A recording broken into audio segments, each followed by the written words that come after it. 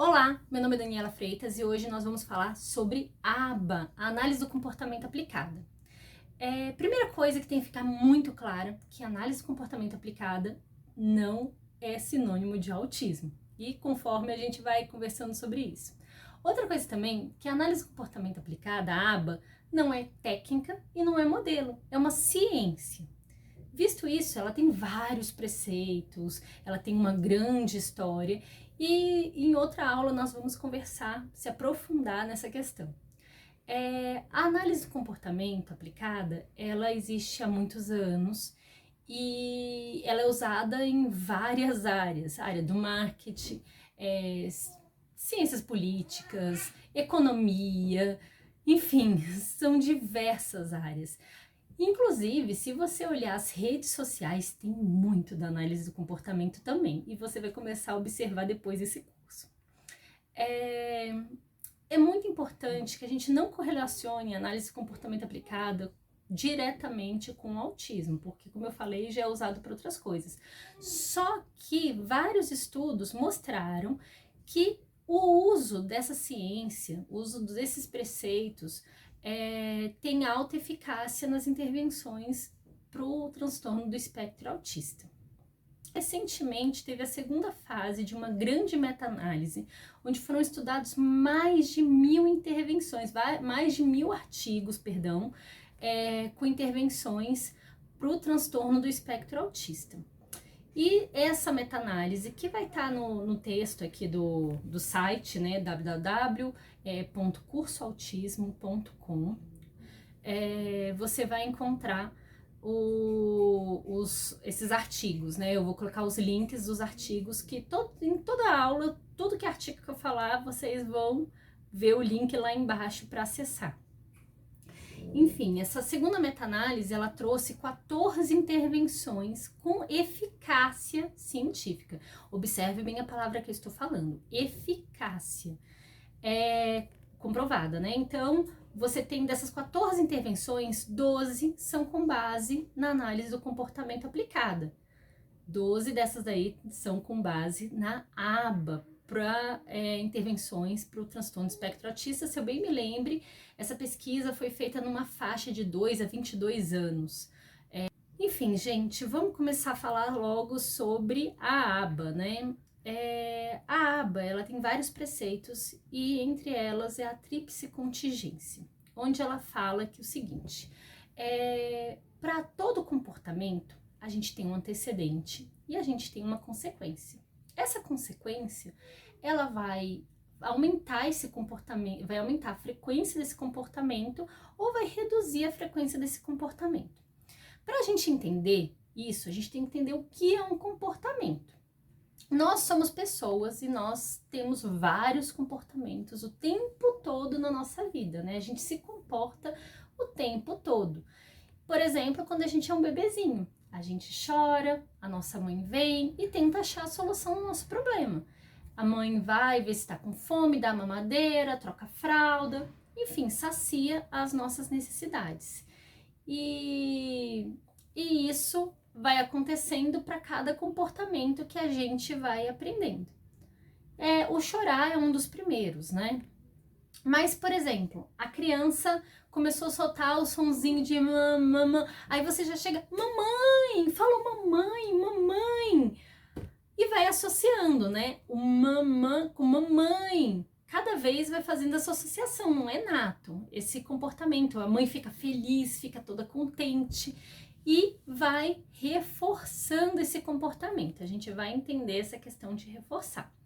Mesma coisa, por exemplo, a criança quer muito um brinquedo que tá na estante e a mãe tá na hora de dormir, não é hora de brincar, e começa a chorar.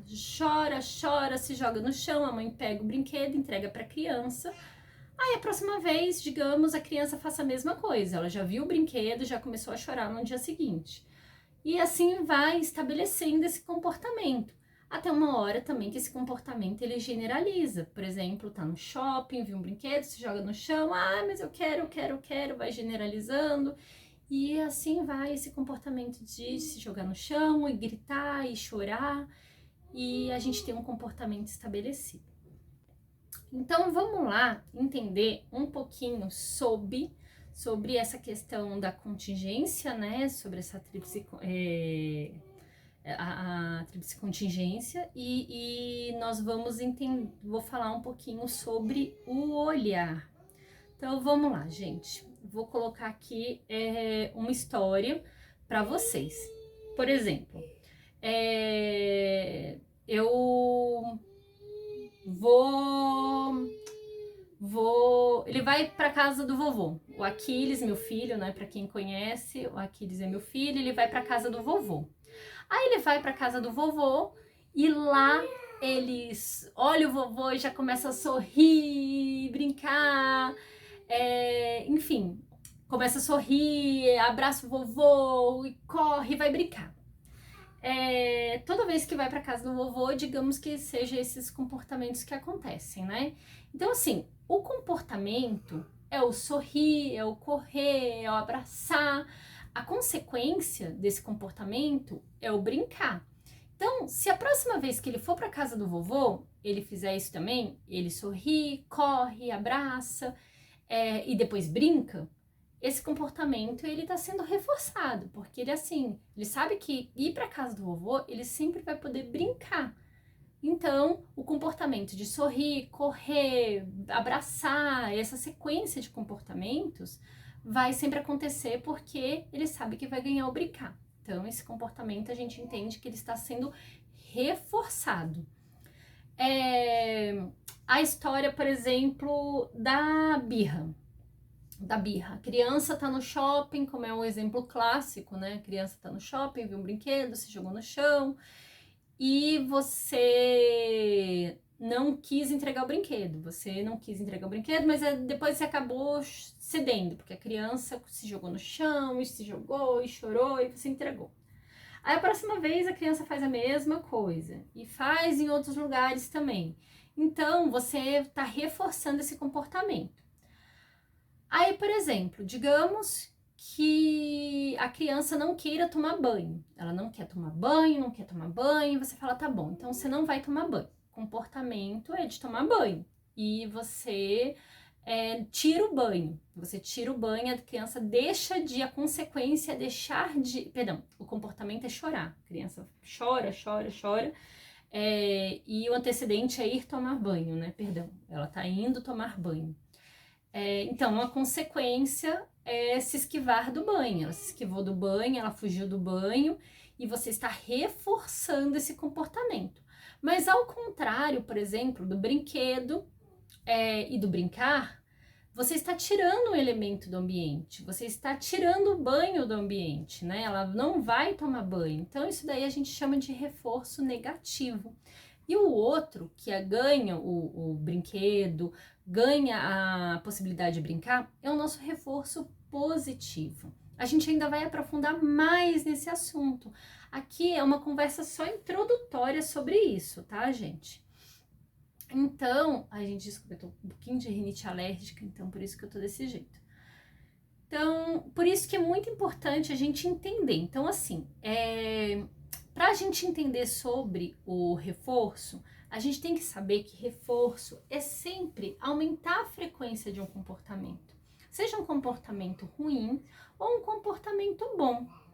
Então, assim, gente, voltando para aquela história que a gente começou a conversar no início desse vídeo, sobre por que a análise do comportamento ela dá tão certo nas intervenções, né? Porque justamente é feito esse rastreio, a gente rastreia o repertório da criança, o que ela faz, o que ela precisa aprender, e a gente identifica o que motiva essa criança a aprender. Então, o terapeuta, ele vai identificar esses motivadores e ele vai trabalhar com esses motivadores para a criança aprender. Então, por exemplo, ali ensinando um comportamento de imitação para sua criança. Você tá ali, ela tá com um brinquedinho e você tá com outro brinquedinho. E você, faça isso. Aí a criança faz. Aí, digamos que essa sua criança, ela goste muito desse chocalho. Aí você entrega esse chocalho, esse daqui vai ser o motivador para que a próxima vez que você fala, faça isso, e ela fizer, ela sabe que ela vai ganhar isso. Então, isso daqui é uma razão, é um motivador para ela fazer essa atividade. E, gente, isso daqui não é uma barganha. A gente vive assim, nós vivemos em busca de reforçadores.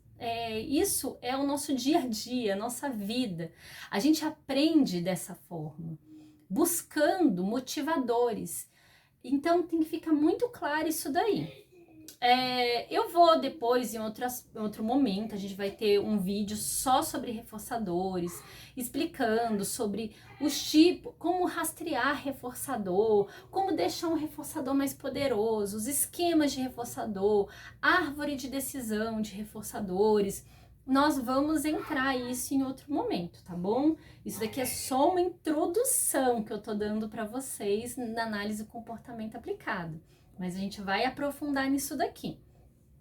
Agora, gente, depois eu vou entrar em punição. Eu não vou falar agora, mas punição, só para vocês já saberem, punição é reduzir a frequência de um comportamento. Se a gente está falando sobre punição na análise do comportamento, a gente está diminuindo a frequência do comportamento. Não quer dizer que é um comportamento ruim. Isso não significa que o comportamento seja um comportamento ruim. Você está punindo, a punição pode até ser de comportamentos bons também. Então, eu vou dar um exemplo. A criança, ela fez uma coisa errada. A criança fez uma coisa inapropriada mesmo, assim, tipo, fez uma birra, quebrou, sei lá, bateu errada não, né? Falar errada, mas é um comportamento inapropriado. Vamos colocar um exemplo de um comportamento inapropriado. Bateu a cabeça na parede, porque queria muito uma coisa. E isso acontece em comportamentos inapropriados. E ela foi e se acalmou. Depois ela conseguiu se acalmar, mas você já estava tão nervoso, tão nervosa, que você gritou, você continuou bravo.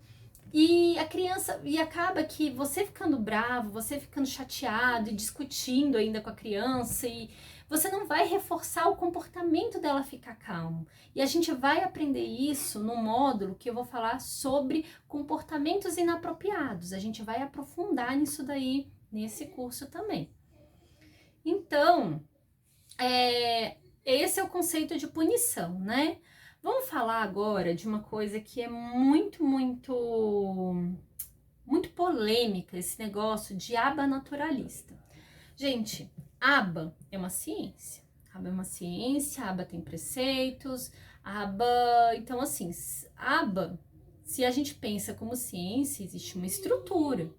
Quando a gente fala sobre abordagens naturalísticas, o que a gente está querendo falar é o ambiente da criança.